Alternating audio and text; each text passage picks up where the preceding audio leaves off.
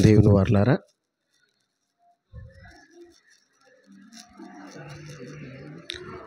కొద్దిగా వాయిస్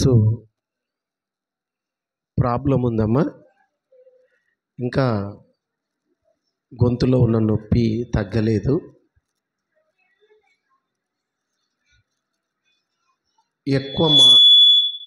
ఎక్కువ మాట్లాడటం ద్వారా ఈ ప్రాబ్లం వచ్చింది అన్నారు.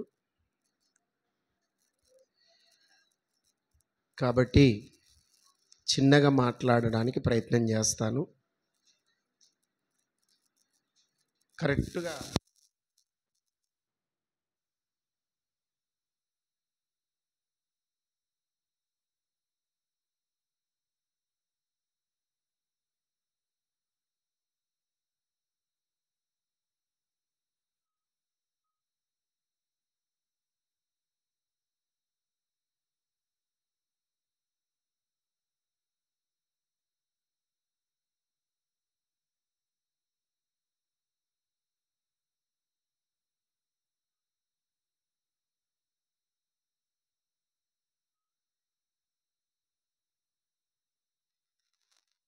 చేస్తున్నాను. ఓకే, మంచిది. ఈ సమయమున కొద్దిసేపు దేవుని యొక్క వాక్యాన్ని మనం నేర్చుకుందాం. జాగ్రత్తగా దేవుని మాటలు వినవలసిందిగా మీ అందరికీ మనవి చేస్తూ ఉన్నాను. ఈరోజు మనం నేర్చుకోవలసినటువంటి అంశం ఏంటంటే, దేవుని కనుదృష్టి ఎవరిపైన ఉంటుంది. దేవుని కనుదృష్టి ఎవరిపైన ఉంటుంది.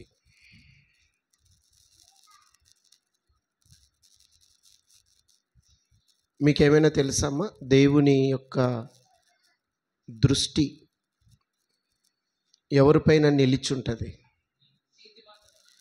ఏమా? నీతిమంతుల పైన. Very good. ఇంకా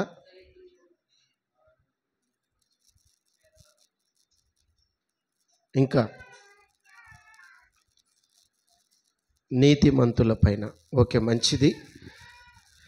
సరే, మంచిది. దేవుని యొక్క కనుదృష్టి ఎవరిపైన నిలిచుంటుంది అన్నటువంటి విషయాన్ని మనం నేర్చుకుంటున్నాం. జాగ్రత్తగా వినండి దయచేసి. ఏమ్మా బాబు, ఎవరు మాట్లాడకండి. జాగ్రత్తగా వినడానికి ప్రయత్నం చేయండి. దేవుని మనస్సు. బాబు వినండి. దేవునికి ఒక మనస్సు ఉంది. ఆ మనస్సు మనం తెలుసుకోవాలి. దేవుని పిల్లలమైన మనము ఆ మనస్సు మనము తెలుసుకోవడానికి ప్రయత్నం చేయాలి. దేవుని ఉద్దేశం ఏంటి? దేవుని ఆలోచన ఏంటి? నా పట్ల, మనందరి పట్ల దేవుడు ఏమని ఆలోచిస్తున్నాడు? ఇవన్నీ కూడా తెలుసుకునే బాధ్యత మన పైన ఉంది. అవునంటారా కాదంటారా? దేవుని పిల్లలైన మన మీన ఈ బాధ్యత ఉంది అంటారా లేదంటారా? ఏం బాబు? ఉంది. ఒక భర్త భార్య మనసు ఏదో ఆలోచన చేస్తాడు. తన మనస్సు ఏది? అసలు తన ఉద్దేశం ఏది? తన కోరిక ఏది? తనకిష్టమైనది ఏది? ఆలోచిస్తాడా? ఆలోచించాడా? ఆలోచిస్తాడు. భార్య భర్త మనసు ఏదో అర్థం చేసుకోవడానికి ప్రయత్నము చేస్తుంది. నా భర్తకి ఇది చేస్తే చాలా ఇష్టం, ఇది చేస్తాను అని సిద్ధపడుతూ ఉంటుంది. మంచిదే. భర్త మనసు ఏదో భార్య తెలుసుకోవడానికి ప్రయత్నం చేస్తూ ఉంది. భార్య మనసు ఏదో భర్త తెలుసుకోవడానికి ప్రయత్నం చేస్తుంది. ఆయన ఉద్దేశం, ఆయన ఆలోచన తెలుసుకుంటే వాటి ప్రకారంగా గనక నడిస్తే చాలా సంతోషిస్తాడు భర్త అయినా భార్య అయినా. తల్లిదండ్రుల మనసు ఏదో పిల్లలు తెలుసుకుంటే బాగుంటుంది. తల్లిదండ్రుల మనసు పిల్లలు తెలుసుకొని వాటి ప్రకారంగా నడిస్తే ఇంకా బాగుంటుంది. పిల్లల మనసు కూడా తల్లిదండ్రులు తెలుసుకోవాలా. ఏమో వినండి, పిల్లల మనసు కూడా తల్లిదండ్రులు తెలుసుకోవాలా. అలాగే బాప్తీసము పొంది ప్రభు దగ్గరికి వస్తున్నటువంటి మనమందరం కూడా ఖచ్చితంగా దేవుని ఉద్దేశము, ఆ దేవుని మనస్సు, దేవుని ఆలోచన, దేవుడు ఎప్పుడు కోపపడతాడు, ఎప్పుడు సంతోషంగా ఉంటాడు, ఎప్పుడు ఆనందంగా ఉంటాడు, ఇవన్నీ కూడా ఖచ్చితంగా మనందరికీ తెలియాలి, తెలుసుకోవాలి. ఏమా ఇవన్నీ కూడా తెలుసుకోవాలి. ఓకేనా? ఇప్పుడు మనం నేర్చుకోవాల్సినటువంటి అంశం ఏంటంటే,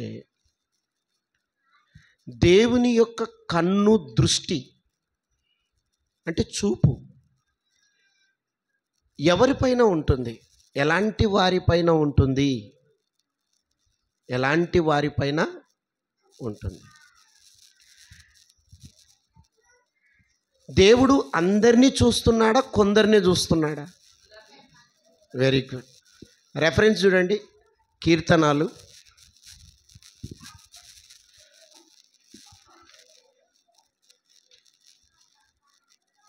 14వ అధ్యాయము 2వ వచనం. కీర్తనాలు 14వ అధ్యాయము 2వ వచనం అండి. వివేకము కలిగి దేవుని వెదుకువారు కలరేమో అని యెహోవా ఆకాశము నుండి చూచి నరులను పరిశీలించెను. యెహోవా ఎక్కడున్నాడు? దేవుడు ఎక్కడున్నాడమ్మా? పైన, ఆకాశం పైన ఉన్నాడు. మనందరికంటే పైన ఉన్నవాడు ఆయన. అక్కడి నుంచి దేవుడు భూమి మీద ఉన్న మనలందరినీ చూస్తూ ఉన్నాడు. అందరినీ చూస్తూ ఉన్నాడు. అందరినీ చూసేది వేరు, అందరినీ చూసేది వేరు. ఆయన కనుదృష్టి నిలిపేది వేరు. ఆయన కనుదృష్టి నిలుపుతాడు. ఎలాంటి వారి మీద ఆయన కనుదృష్టి నిలుపుతాడో మనం తెలుసుకోవాలి. ఎవరిపైన ఆయన కనుదృష్టి నిలుపుతాడో తెలుసా? నిలిచిపోతుందంట, ఆయన దృష్టి నిలబడుతుందంట ఆయన వాళ్ళ దగ్గర. ఎవరిపైన ఉంటుందో ఒక్కసారి మనము ఆ యొక్క లేఖనాలలో నుంచి చూద్దాము. ఇదే కీర్తనాలు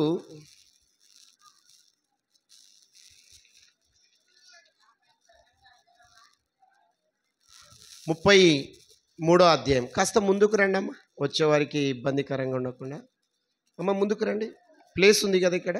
చిన్నపిల్లలు ముందుకు రండి.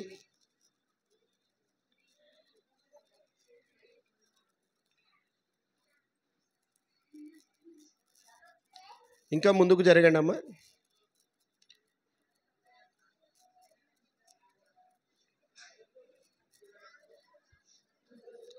మణికుమారి, తర్వాత ఈ అమ్మాయి, మీ వెనుక ఉన్న అమ్మాయి, మీరిద్దరు ముందుకు రండి. ఇక్కడ ఉంది, రండి, ప్లేస్ రండి. నువ్వు కూడా లేమ్మా. అమ్మాయి నువ్వు లే. అమ్మాయి నువ్వు కూడా. సంధ్యనా లేండి, మీరిద్దరు లేనాడా? అమ్మాయి మణికుమారి ముందుకురా తల్లి. అమ్మాయి మౌనిక నువ్వు కూడా ముందుకురా. రండి, లేట్ చేయకండి, ముందుకు రండి. చిన్నపిల్లలు ముందు ప్లేస్ ఉంది కదా ఇక్కడ. రండి. మాధవి ముందుకు రా తల్లి. దాన్ని ఇడ కూర్చుంది. మీకు ప్రమోషన్ వచ్చిందనమాట. ముందుకు వచ్చే వాళ్ళకి ఇబ్బందికరంగా ఉండవు. నువ్వేమాడా మీ జయ దగ్గర కూర్చుంటావా బివులా? చిన్నపిల్లలు ముందు కూర్చుంటే బాగుంటుంది. రండి బివులా. Very good. బివులా వచ్చింది.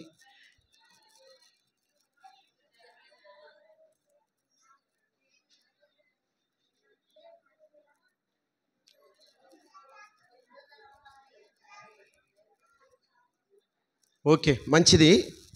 మాట్లాడకండి అమ్మా, దయచేసి మాట్లాడకండి. ఎవరిపైన అందరినీ చూస్తూ ఉన్నాడు. అందరి చూసేది వేరు, ఆయన దృష్టి నిలిపేది వేరు. ఎవరిపైన నిలిచి ఉంటుందో కాస్త లేఖనాలలో అంటే వాక్యాధారముతో మనం ఆలోచన చేద్దాం. బహుశా నీపైన కూడా ఆయన కనుదృష్టి ఉండాలని ఆశపడుతున్నావా లేదా? ఒక చూసి వెళ్ళిపోతే చాలా ఏమా?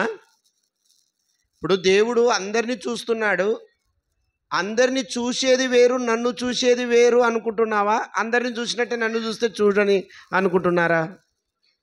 అందరినీ చూసేది వేరు, కానీ ఆయన కనుదృష్టి ఎవరిపైన నిలిచి ఉంటుందో వారిని ప్రత్యేకంగా చూస్తాడు. ఆయన అర్హత ఏంటో, ఎలా ఉంటే ఆయన కనుదృష్టి నిలుపుతాడో కాస్త వాక్యములో నుండి మనం ఆలోచన చేద్దాం. ఏమా? నిన్ను నన్ను ఆయన కనుదృష్టి, ఆయన దృష్టిలో పడాలి మనమందరం. అవునా కదా?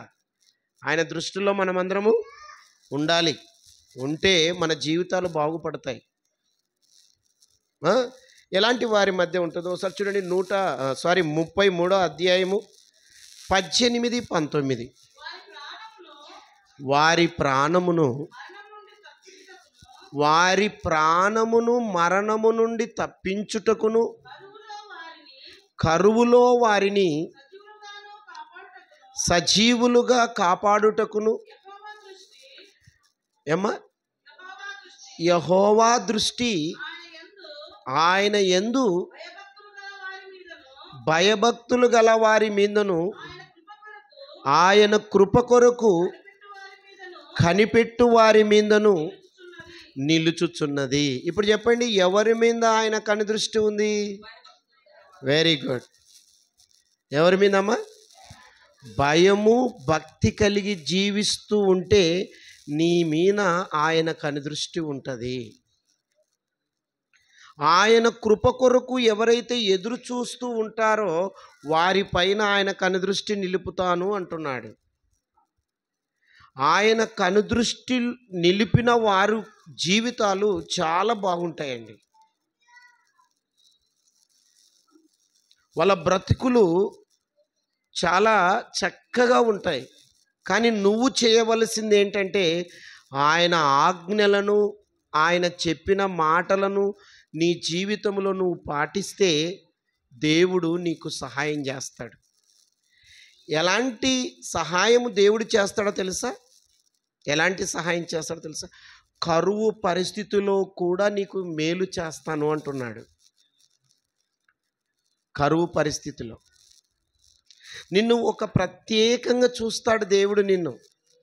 నీకు సహాయం చేయాలని ఇష్టపడతాడు ఆయన. మనము బస్సు ఎక్కేటప్పుడు మీరు గమనించండి, అందరం బస్సు ఎక్కుతాం, కానీ స్త్రీలకు ప్రత్యేకంగా ఏముంటాయి? ఏం బాబు? సీట్లు ఉంటాయి ప్రత్యేకంగా. అంటే వారిని ప్రత్యేకంగా చూస్తున్నారు. ట్రైన్ ఎక్కుతూ ఉంటాం, అందరం ట్రైన్ ప్రయాణం చేస్తుంటాం. స్త్రీలకు ప్రత్యేకంగా ఉంటుంది, వికలాంగులకు కూడా. వికలాంగులకు ఉంటుందా లేదా? ఏం బాబు హరి, చూసినావా నువ్వు? వికలాంగులకు కూడా ఒక సపరేట్ ఒకటి ఉంటుంది, భోగి. అంటే స్త్రీలకు వికలాంగులకు ప్రత్యేకంగా ఉంటుంది. అలాగే దేవుడు అందరినీ చూసేది వేరు, ప్రత్యేకంగా చూసేది వేరు. ఆ ప్రత్యేకత ఎలా వస్తుంది అంటే ఆయన యందు భయము భక్తి కలిగి ఉన్నప్పుడు మరణము నువ్వు మరణించినా కూడా దేవుడు నిన్ను లేపే శక్తి సామర్థ్యము ఆయనకుంది. ఏదో ఒక రోజు ఈ లోకాన్ని విడవక తప్పదు. ఈ లోకాన్ని విడిచి వెళ్ళిపోయిన తర్వాత కూడా నిన్ను లేపగలిగే శక్తి సామర్థ్యము దేవునికి ఉంది. కానీ నువ్వు చేయవలసింది ఏంటి అంటే ఆయన యందు భయము భక్తి ఉండాలి. ఉందే? భయం ఉందా? ఏమ్మా, భయం ఉందా? ఉందా? ఉంది అన్న వాళ్ళు మంచిదే. భయం ఉంటే 9:30కే వస్తారు. ఎన్ని గంటలకు వచ్చినారు ఇప్పుడు? టీచర్ పిల్లవాడు స్కూల్కి వెళ్ళేటప్పుడు సారు రోజు కర్ర తీసుకొని కొడుతూ ఉన్నాడు అనుకోండి, టయానికి రాకపోతే మిమ్మల్ని కర్ర రెడీగా చేసుకొని నిన్ననే రెడీ చేసుకున్నాడు. నిన్ననే చూశారు పిల్లలు. టయానికి రాకపోతే ఈ కర్రతో ఏట్లు పడతాయి. ఇటువైపు 10 ఏట్లు, ఇటువైపు 10 దెబ్బలు పడతాయని చెప్పి పంపించాడు. ఇప్పుడు ఆ దెబ్బలు తప్పించుకోవడానికి ఎన్ని గంటలకు రావాలి? సమయానికి రావాలి. అంటే భయం అన్నమాట. ఏమా? భయానికి కరెక్ట్ టైంకి వచ్చేస్తారు భయం ఉంటే. ఇప్పుడు మనకు భయం ఉందా? ఏం చెప్పరు? తిమ్మతి, భయం ఉందా? ఏమా? భయం ఉంది అంటే ఎంతకు రావాలా? భయం లేనోళ్ళు అయితే ఇంకా లేట్ వస్తారు. ఇప్పుడు దేవుని యొక్క దృష్టి, దేవుని కన్నులు మన పైన ఉండాలి అంటే, ఆయన ప్రత్యేకంగా నిన్ను చూడాలి అంటే నీకు భయం ఉండాలి. దేవుని భయం. సమయాన్ని పాటించకపోతే ఎలా ఉంటుందో ఒకసారి ఆలోచించండి. భయం లేదు. భయం ఉంటే భక్తి వస్తుంది. భయమే లేకపోతే ఇక భక్తి ఆడొస్తుంది. మొదటి స్టెప్పు భయం ఉండాలి. దేవుని దృష్టి కనుక మన వైపు ఉంటే మన జీవితాలు చాలా బాగుంటాయండి.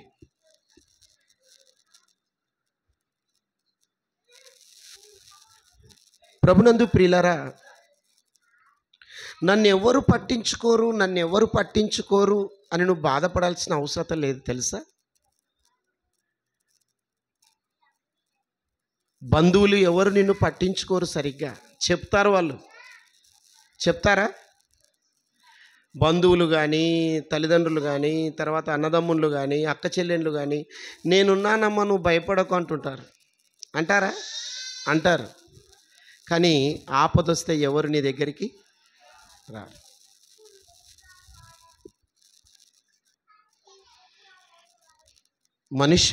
మనుషుల మీద ఆధారపడకండి.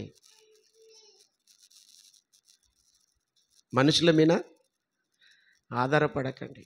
కొంతవరకు చేస్తారు, అన్ని విధాలుగా చేయలేరు వాళ్ళు. కానీ దేవుడు ఉన్నాడు చూడండి. దేవుడు ఆయన ఎవరు? సామాన్యమైన మనిషి కాదు.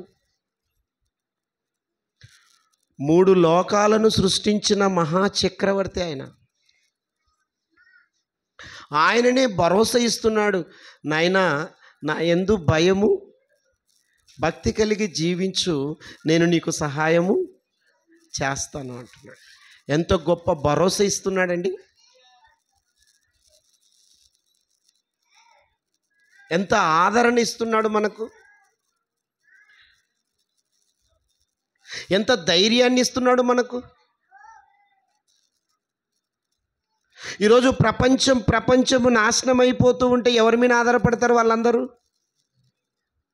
అమ్మా, దేవుని మీద ఆధారపడతారు. ఆ దేవుడే నీకు చెప్తూ ఉన్నాడు, నేను నీకు సహాయము చేస్తానని. ఎంత గొప్పవాడు చూడండి మన దేవుడు. నువ్వు చేయవలసింది ఏంటి? ఆయన యందు భయము భక్తి కలిగి జీవించాలి. బైబిల్లో మీరు గమనించండి, ఆయన యందు భయము భక్తి కలిగి ఉన్న వారికి దేవుడు నిజంగా సహాయం చేశాడా, మేలు చేశాడా, వాళ్ళకు భరోసా ఇచ్చాడా, లేదా వాళ్ళను ఆపదల్లో కష్టాలలో ఎలాంటి పరిస్థితిలో వాళ్ళకు మేలు చేశాడు, ఇవన్నీ కూడా మనం తెలుసుకుంటే మన జీవితాలు కూడా చక్కగా బలపడే అవకాశము ఉంటుంది. ఉన్నారా ఎవరైనా? ఆయన యందు భయభక్తులు కలిగి ఆయనకు లోబడి జీవిస్తున్న వారి పరిస్థితిలో ఆపదలలో కష్టాలలో మేలు చేసినటువంటి వారు బైబిల్లో ఉన్నారా? ఏం చెప్పారమ్మా గట్టిగా? ఎవరు? సరే, మంచిది. రాజుల కాలంలో ఒక సంఘటన జరిగింది. రాజులు పరిపాలిస్తున్నారు ఇశ్రాయేలీలని. ఆ కాలపు పరిస్థితిలో ఇశ్రాయేలీలు ఎవరు? ఇశ్రాయేలీలమ్మా యాకోబు సంతానం, అంటే దేవుని పిల్లలు. ఇశ్రాయేలీలు ఎవరమ్మా? దేవుని పిల్లలు. ఇప్పుడు మనమందరం ఎవరము? దేవుని పిల్లలం. బాప్తీసం తీసుకున్నటువంటి మనమందరం కూడా ఎవరి పిల్లలమండి? దేవుని పిల్లలం. ఒకనాడు దేవుడు ఎవరిని తన పిల్లలుగా, తన స్వాస్థ్యముగా, నా పిల్లలు, నా ప్రజలు అని చెప్పాడు అంటే ఇశ్రాయేలుల గురించి చెప్పాడు. ఆ ఇశ్రాయేలీలు రాజులు పరిపాలిస్తుంటే ఆ రాజుల పరిపాలన కాలములో ఇశ్రాయేలీలు అసలు దేవునికి కోపం వచ్చే పనులు చేశారు. వాళ్ళకి ఇష్టం వచ్చినట్టుగా ప్రవర్తించారు. దేవునికి కోపం వచ్చింది. ఇప్పుడు ఇశ్రాయేలీలలో దేవునికి ఇష్టం వచ్చిన, దేవునికి కోపం వచ్చే పనులు చేసినటువంటి వారిని దేవుడు ఏం చేయాలనుకున్నాడు అంటే కరువు రప్పించాలి అనుకున్నాడు. ఆ కరువు పరిస్థితిలో కొంతమంది ఆయన యందు భయము భక్తి కలిగి నమ్మకంగా దేవుని మీద ఆధారపడి జీవిస్తున్నటువంటి వారు కూడా ఉన్నారు. అందులో వారిలో ఒక ఆయన ఉన్నాడు, ఏలియా గారు. ఎవరండి? ఏలియా గారు ఉన్నారు. ఏలియా గారికి దేవుడు మాట్లాడాడు. ఇదిగో ఏలియా, ఈ ప్రజలు తమకిష్టం వచ్చినట్టుగా బ్రతికారు,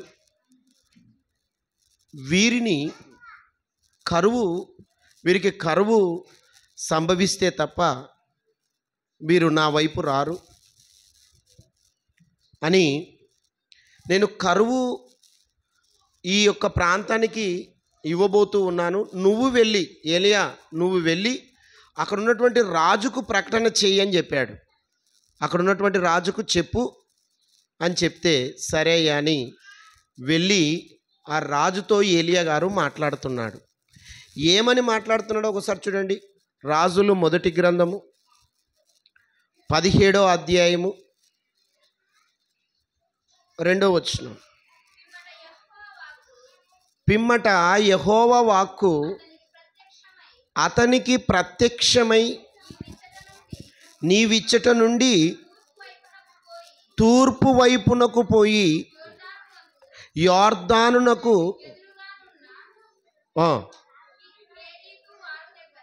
రాజు దగ్గరికి వార్నింగ్ ఇచ్చేసది.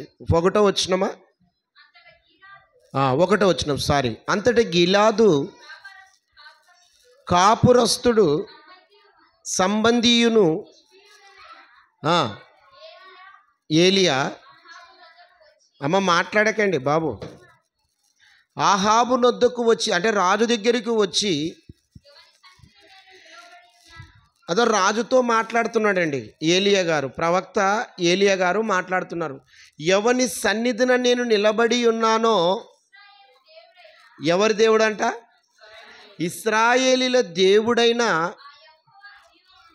ఆ యెహోవా జీవముతోడు నా మాట ప్రకారము కాక ఈ సంవత్సరములలో మంచైనను వర్షమైనను పడదని ప్రకటించను. ఏం చెప్తున్నాడండి ఏలియా గారు రాజు దగ్గరికి వచ్చి, మంచైనను వర్షమైనను పడదు. వర్షం పడకపోతే పంటలు రావు, పంటలు రాకపోతే పరిస్థితి కరువు పరిస్థితి కదా. ఒక సంవత్సరం కనుక మనకు వర్షకాలంలో వర్షం పడకపోతే ఎంత ఇబ్బందులు పడతామండి. అయ్యగారు ప్రార్థన చేయండి. తర్వాత ఈ రకరకాల ప్రయత్నాలు చేస్తూ ఉంటారు. గతంలో చంద్రబాబు నాయుడు అనుకుంటా బహుశా, అప్పుడు ఏదో మేఘాలలోనికి ఏదో పంపించిండే వర్షం రావడానికి. రాజశేఖర్ రెడ్డి ఏదమ్మా మేఘ మదనం అని అక్కడ లోపలికి పంపిస్తే దాని ద్వారా మేఘాలలో నుంచి వర్షం పడుతుందని, అప్పుడు చాలా కరువు పరిస్థితి కదా. అంటే ఆ పరిస్థితి చాలా దారుణంగా ఉంటుందండి. వర్షం పడదు అని చెప్పేశాడు రాజు దగ్గరికి వచ్చి. అంటే కరువు రాబోతుంది అన్నాడు.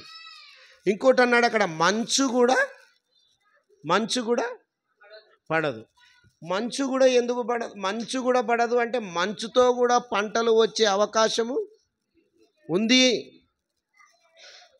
మంచుతో కూడా పంటలు పండే అవకాశం ఉంది గనక మంచు కూడా పడదు అని చెప్పేశాడు. ఉన్నాయా? మంచుతో కూడా పంటలు వచ్చే అవకాశాలు ఉన్నాయా?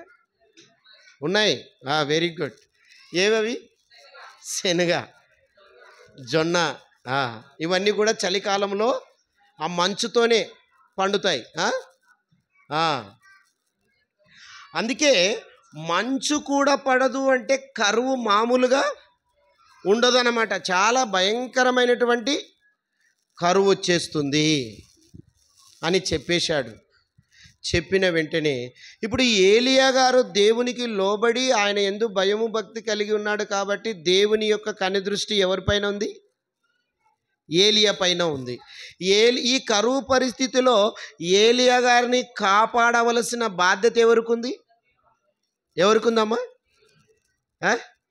దేవునికి ఉంది. దేవుడు తీసుకోవాలి ఆ బాధ్యత. ఎందుకంటే ఏలియా గారు దేవునికి లోబడి జీవిస్తున్నాడు. ఆయన యందు భయము భక్తి కలిగి జీవిస్తున్నాడు. మనం చదివాం కదండి, ఆయన యందు భయభక్తులు కలిగిన వారికి ఆయన కనుదృష్టి నిలుపును అని ఉంది. ఇప్పుడు ఏలియా గారికి ఆయన కనుదృష్టి నిలిపాడు. ఇప్పుడు ఆ కరువు పరిస్థితిలో ఏలియా గారికి దేవుడు ఆ యొక్క దేవదూతను పంపించి, ఇదిగో ఏలియా గారిని ఫలాని వాగు దగ్గరికి వెళ్ళమను. ఏ వాగు అది? కేరేతు వాగు దగ్గరికి వెళ్ళమన్నాడు. అక్కడ ఏముంటాయమ్మా? నీళ్లు, త్రాగడానికి నీళ్లు ఉంటాయి. వర్షం ఉండదు కదంగా. వర్షం పడకపోతే పశువులకు కూడా గడ్డి ఉండదు, అంతే కదా. వర్షం పడితేనే గడ్డి పశువులకు కదా. అక్కడక్కడ వర్షం పడితే పచ్చగా మరి గడ్డి వస్తుంది. ఆ గడ్డి పశువులకు వేసే అవకాశం ఉంటుంది. ఇప్పుడు వర్షమే లేకపోతే పశువులకు కూడా ఆహారము లేదు. ఇక కరువు, చాలా భయంకరమైన కరువు సంభవించింది ఆ ప్రదేశాల్లో. ఇక ఏలియా గారి పరిస్థితి ఏంటంటే, దేవుడు ప్రత్యక్షమై, ఇదిగో దేవదూత ప్రత్యక్షమై ఏలియా గారిని ఆ వాగు దగ్గరికి పంపించాడు. ఇదిగో ఆ వాగు దగ్గరికి వెళ్ళి ఆ వాగులో ఉన్న నీళ్ళు ఏం చేయాలా?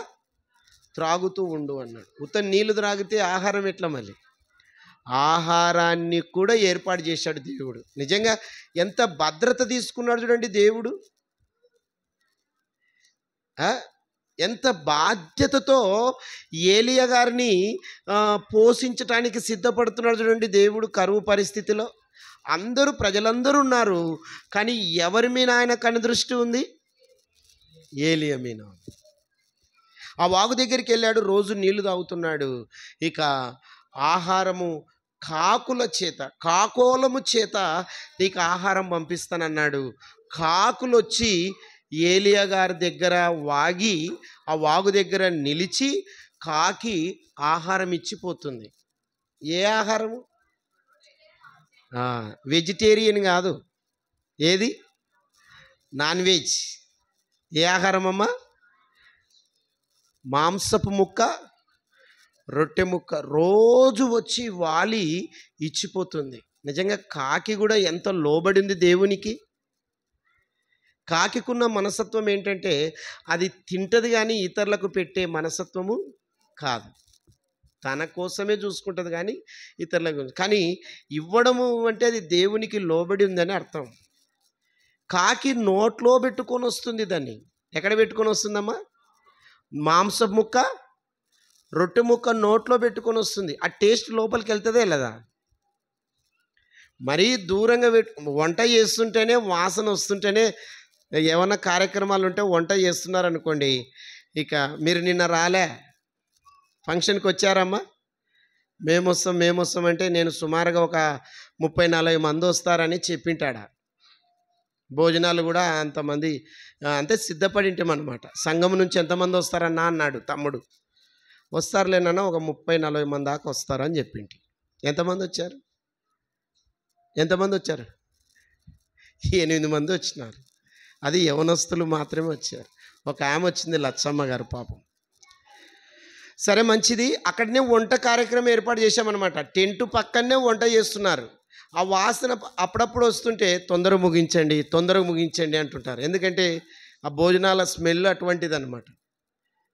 అట్లా ఆ వాసన ఆ దూరం నుంచి వస్తేనే ఎప్పుడెప్పుడు తినాలన్న ఆశ ఉన్నప్పుడు రొట్టె ముక్క, మాంసం ముక్క కాకి నోట్లో పెట్టుకొని వెళ్ళిపోతుంది అంటే దాని టేస్ట్ లోపలికి వెళ్తుంటుందా లేదా? కాకికి వెళ్ళిపోతుంటుంది. ఇప్పుడు ఏలియా యాడున్నాడో ఏంటో కానీ, ప్రభువా ముందు నేను తింటా, తర్వాత ఏలియా గురించి ఆలోచన చేస్తా అనాలి కాకి. అంతే కదా? హిందీలో సామెత ఉంది, పైలా పేటిక పూజ బాద్మే సబ్క పూజ. పైలా పేటిక పూజ, ఫస్ట్ నాది, నా కడుపు నింపుకోవాలి, తర్వాత ఇతరుల గురించి ఆలోచించాలి అనేది ఉందన్నమాట. అట్లా కాకి ఆలోచించాలి. కానీ కాకి ఆ విధంగా ఏం ఆలోచించకుండా ఏలియా గారు ఎక్కడున్నారో అక్కడికి వాలి రొట్టె ముక్క, మాంసం ముక్క ఇస్తూ ఉంది. కరువు అంతా మరి చాలా భయంకరమైన కరువు సంభవిస్తూ ఉంది. ఎవరికి ఆహారం దొరకడం లేదు. దేవుడు ఎందుకు ఈ పరీక్ష పెట్టాడు తెలుసా? వాళ్ళని ఇబ్బంది పెట్టాలని కాదు. వాళ్ళని ఇబ్బంది పెట్టాలని కాదు. కాకపోతే వాళ్ళు వారి జీవితాన్ని సరిచేసుకొని దేవునికి ఇష్టకరంగా బ్రతకాలన్న ఉద్దేశంతో ఆ పరీక్ష ఉంటుందన్నమాట. ఇశ్రాయేలులకు నాకు లోబడతారు అన్నటువంటి ఆ మనసుతో దేవుడు ఆ పరీక్ష పెట్టాడు, ఆ కరువు పరిస్థితి పెట్టాడు.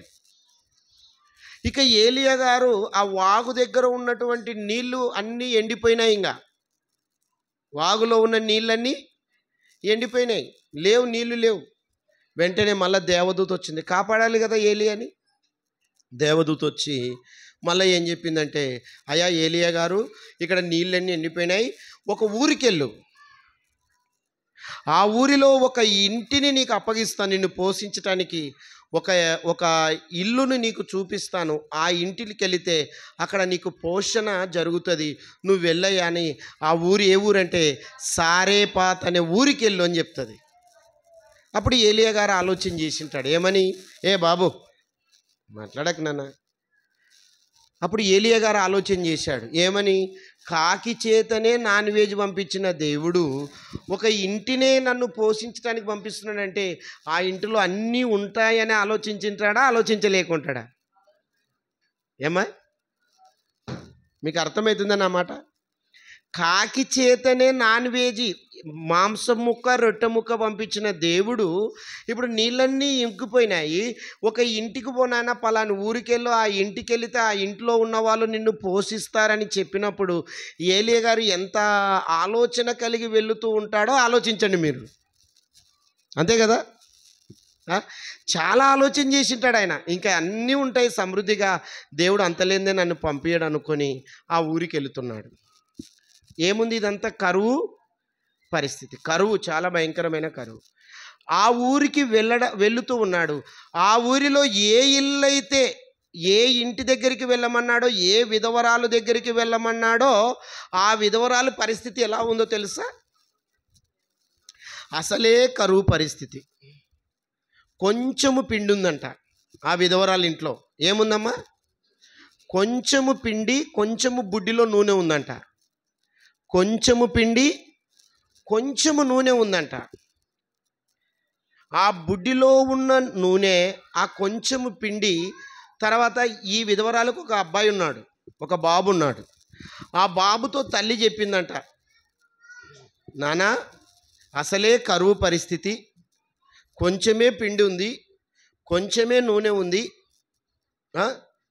నీకు ఎప్పుడైతే బాగా ఆకలి అవుతుందో, ఏమో వింటున్నారా, నీకు ఎప్పుడైతే బాగా ఆకలి అవుతుందో అప్పుడు చెప్పు నాన్న, ఈ రొట్టె ఈ నూనె కలిపి రొట్టె చేస్తాను, తిని చచ్చిపోదాము అని చెప్పింది. బాగా ఆకలైనప్పుడు చెప్పు నాన్న అని చెప్పింది.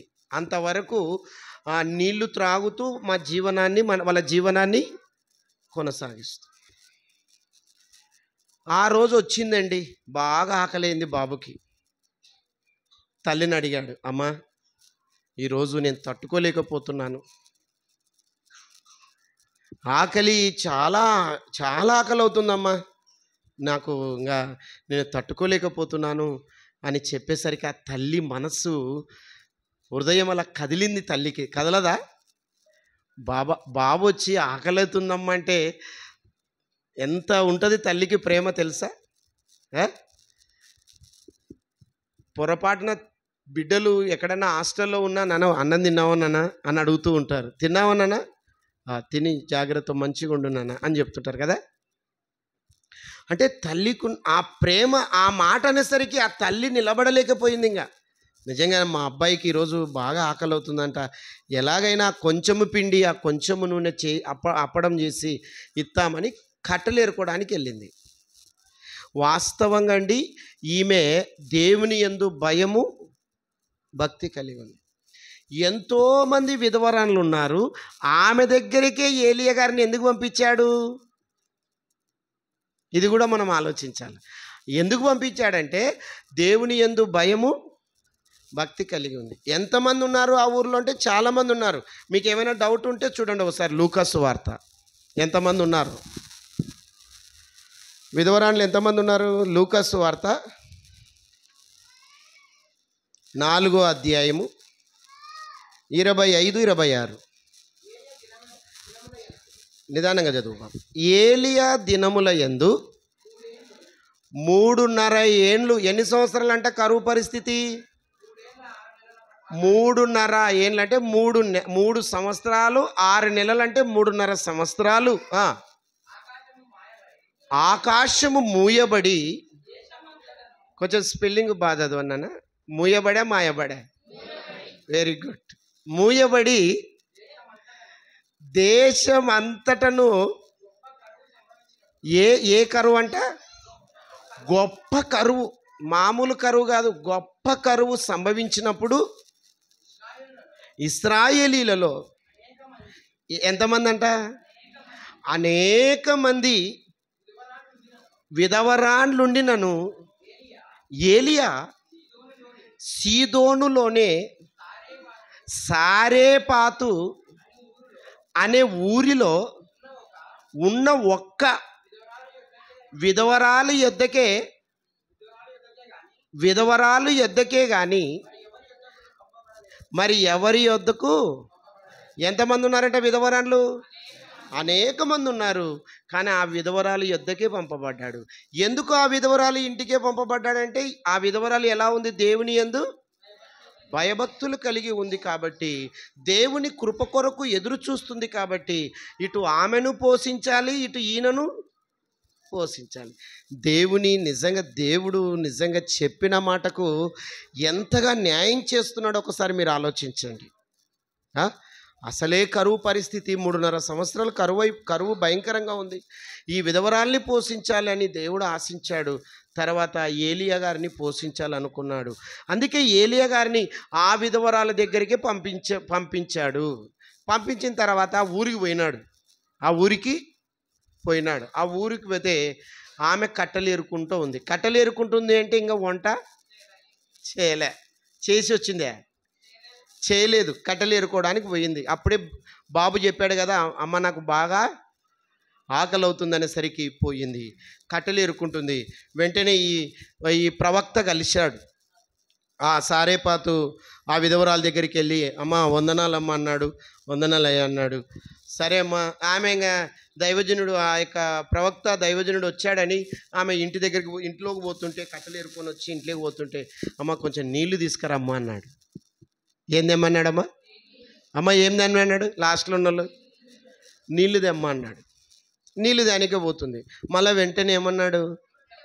అమ్మ ఒక అప్పము చేసుకొని రమ్మా అన్నాడు. ఒక రొట్టె ముక్క చేసుకొని రమ్మా అన్నాడు.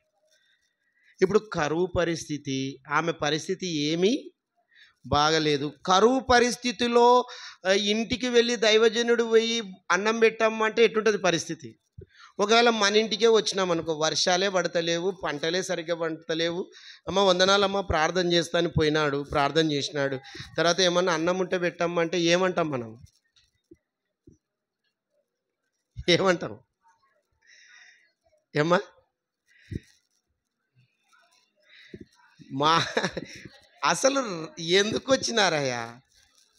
మొదట ఏమంటాం మనము?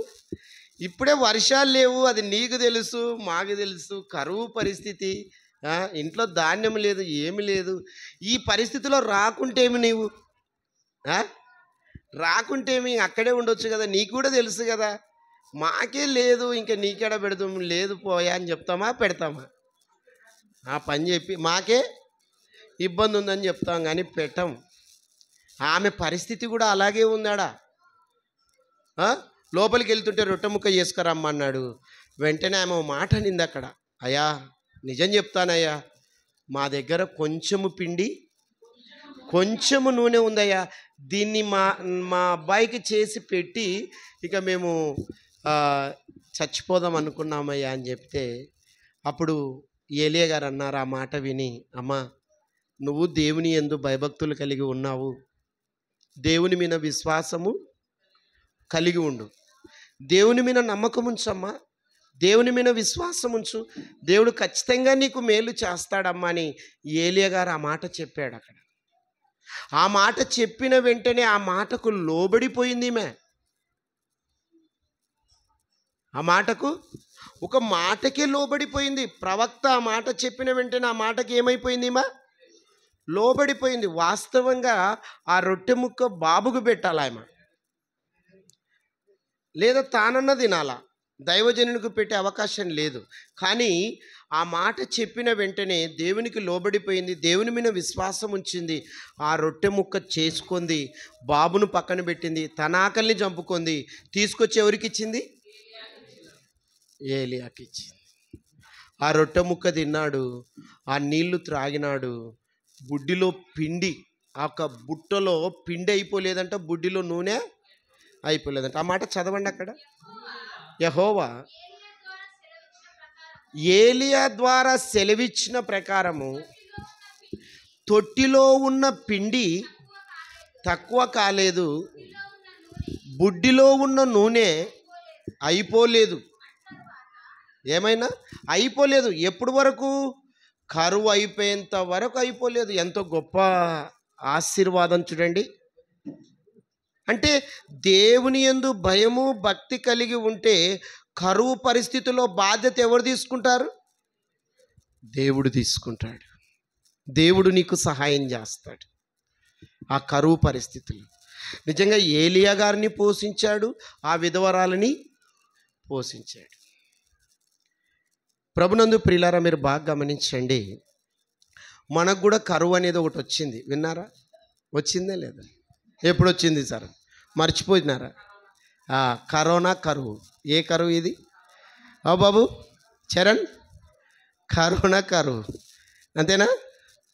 కరోనా పరిస్థితిలో మన పరిస్థితి కూడా చాలా భయంకరమైన పరిస్థితి కదా. ఎంత భయంకరంగా ఉంది అంటే నిజంగా ఎప్పుడు ఏ క్షణాన ఏం వింటామో కూడా తెలియని పరిస్థితి, రేపు ఏమి సంభవించినో తెలియని పరిస్థితి. ఇంత భయంకరమైనటువంటి పరిస్థితిలో దేవుడు మనల్ని ఎంతగా చక్కగా కాపాడాడు మీరు ఆలోచించండి. పనులు లేవు, చేసుకుందామంటే పనులు లేవు, తిందామంటే ఆహారం లేని పరిస్థితి. కానీ అలాంటి పరిస్థితిలో కూడా దేవుడు నీకు మేలు చేస్తూ ఆ యొక్క ముద్ద నోట్లోకి పంపించాడు అంటే దేవుడు ఎంత గొప్ప మేలు చేశాడండి. అవునంటారా కాదంటారా? చాలా గొప్ప మేలు చేశాడు అలాంటి పరిస్థితుల్లో. మాకు కూడా ప్రార్థనలు జరగడం లేదు. ప్రార్థనలు జరిగితేనే మాకు కూడా కొంచెం ఆర్థికంగా మాకు కూడా సహాయం ఉంటుంది. ప్రార్థన పెడదామంటే వద్దు సార్, వద్దు వద్దు, అక్కడే ఉండు అంటున్నారు. ఫోన్ చేస్తామనుకోండి, వద్దు సార్, వద్దు. ఇక మా పరిస్థితి ఎంత దారుణం. అయినా కూడా ఎక్కడి నుంచి వస్తుందో ధాన్యం తెలియదు. దేవుడు వాళ్ళ మనస్సులోనికి చేరి, ఇదిగో నా పిల్లలకు ఇబ్బంది కలిగించకూడదు అని వాళ్ళే డైరెక్ట్ ఫోన్ చేసి, అయ్యా మీరు సేవకులు పలానా దగ్గరికి రండి, మీకు రైసు దానికి సంబంధించినటువంటి అన్నీ 1 నెల బెత్తము మా దగ్గర పోగు చేయబడింది, మీరు వెళ్ళి తీసుకోండి అని చెప్పారు. ఎంత గొప్ప ఆదరణ. సుమారుగా 2-3 నెలలు ప్రార్థనలు లేవు. అయినప్పటికీ కూడా ఎటువంటి ఇబ్బంది లేకుండా, ఎటువంటి ఆహారానికి కొరత లేకుండా దేవుడు ఏ రోజుకి ఆ రోజు సహాయము చేశాడు. అది దేవుని కృప. తన యందు భయభక్తులు కలిగిన వారిని ఆయన కనుదృష్టి ఉంటుంది అంటే ఖచ్చితంగా ఉంటుంది. మనుషులమైన మనము ఎవరి మీద ఆధారపడాల్సిన అవసరం లేదు. మనిషి మీద ఆధారపడితే మనిషి నీకు సహాయము చేయడు. నీకు ఈగ వాలకుండా చూస్తానంటాడు. ఏం వాలకుండా? ఈగ వాలకుండా చూస్తానంటాడు. కానీ తర్వాత నీ కనుదృష్టికి అతడు కనపడడు. అంటే దేవుడు మాత్రం నీకు సహాయం ఖచ్చితంగా చేస్తాడు. దేవుని సహాయం నువ్వు పొందుకోవాలి అంటే నువ్వు చేయవలసింది ఏంటి? ఆయన యందు భయము భక్తి కలిగి జీవించాలి. ఎంత భయము భక్తి కలిగి ఉంటే ఎంత మేలు జరుగుతుందో ఒకసారి ఆలోచించండి. నీకు మేలు జరగాలి, నీ సమస్య తీరాలి, నీ కష్టాలు పోవాలి, నీ కుటుంబంలో ఇబ్బందులు ఉన్నాయి, నీ సమస్యలన్నీ తీరిపోవాలి అంటే నువ్వు చేయవలసింది ఏమీ లేదు. అక్కడ దేవుని సహాయం నీకు కావాలి అంటే దేవునికి లోబడి బ్రతికితే చాలు. దేవుడు ఖచ్చితంగా నీకు సహాయము. ఏలియా గారికి చేశాడా లేదా? కరువు పరిస్థితిలో సారేపాతులో ఉన్నటువంటి ఆ విధవరాలకు సహాయం చేశాడా లేదా?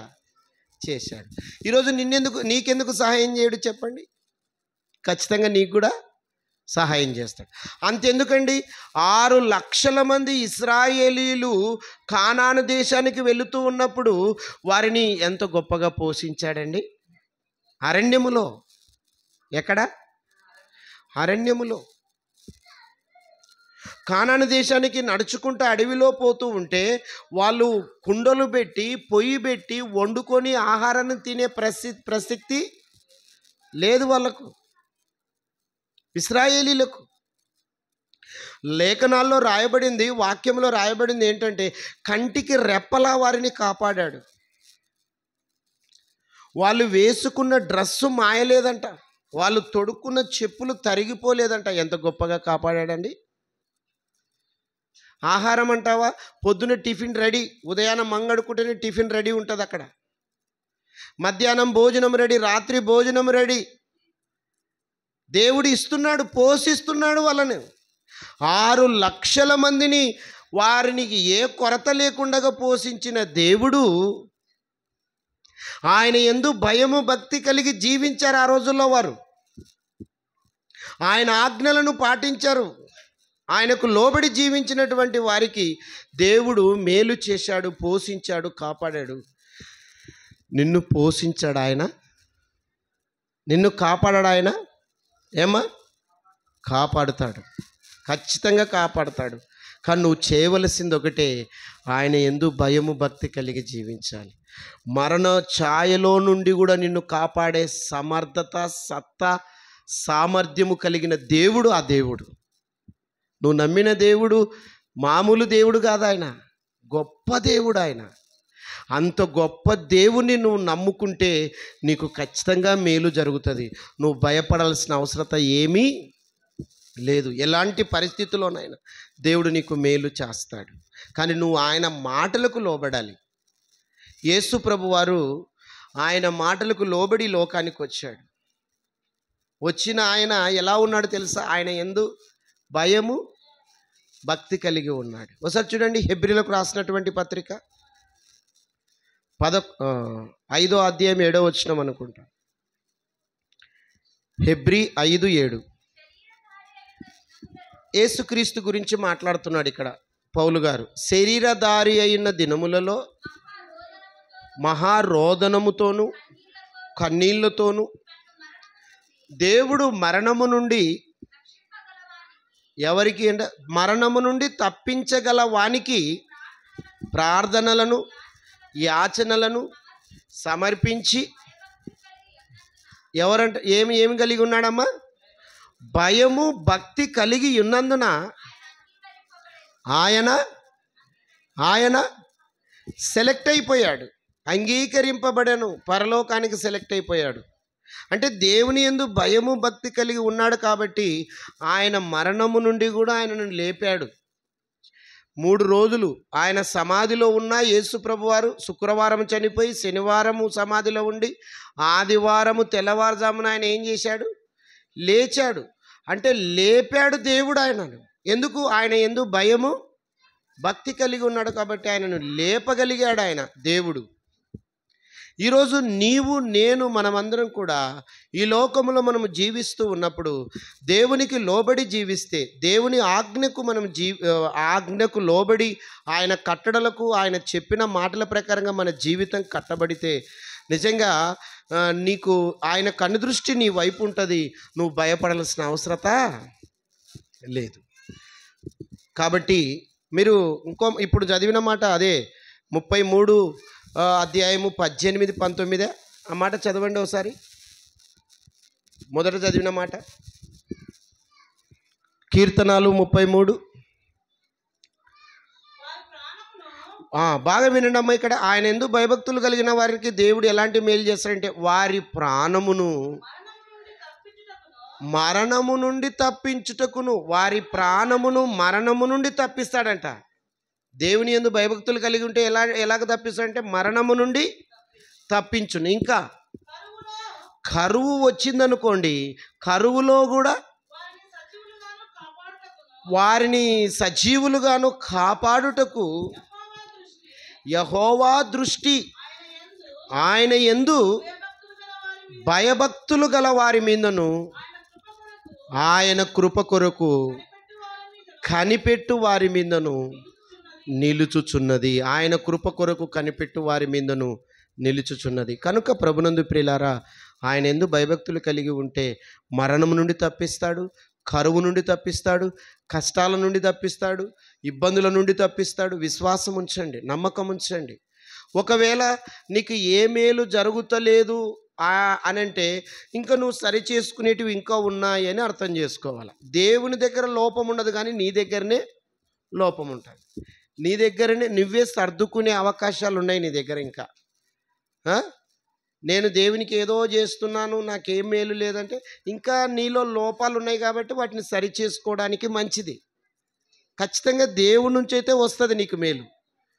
అది మాత్రం మనం నమ్మకం ఉంచాలి. ఎందుకంటే కరువు పరిస్థితిలో ఏలియాను కాపాడాడు.